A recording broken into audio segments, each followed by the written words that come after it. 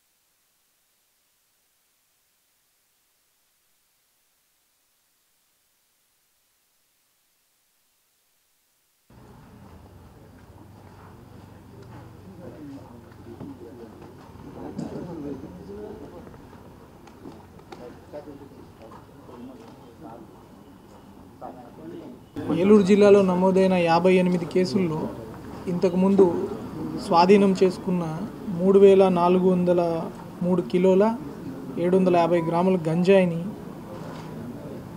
NDPS చట్టం ప్రకారం Jindal urban waste management సెంటర్లో డిస్ట్రక్షన్కి ఇన్సినరేట్ చేయడానికి ఈరోజు ప్రోగ్రాం ఏర్పాటు చేయడం జరిగింది. ఈ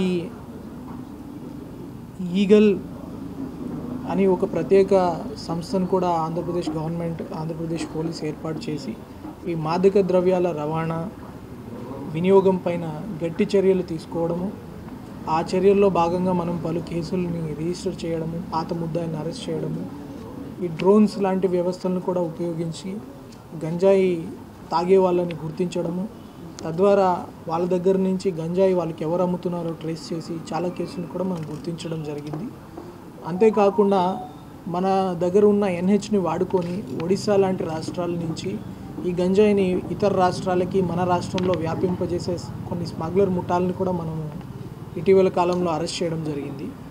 దాంట్లో భాగంగానే ఇప్పుడు మనం చూస్తే మొత్తం 58 కేసుల్లో 3400 చిల్లర కిలోల గంజాయిని ఈరోజు మనం డిస్ట్రక్షన్కి ఈ జిందల్ అర్బన్ వేస్ట్ మేనేజ్మెంట్ సెంటర్కి తరలించడం జరుగుతుంది.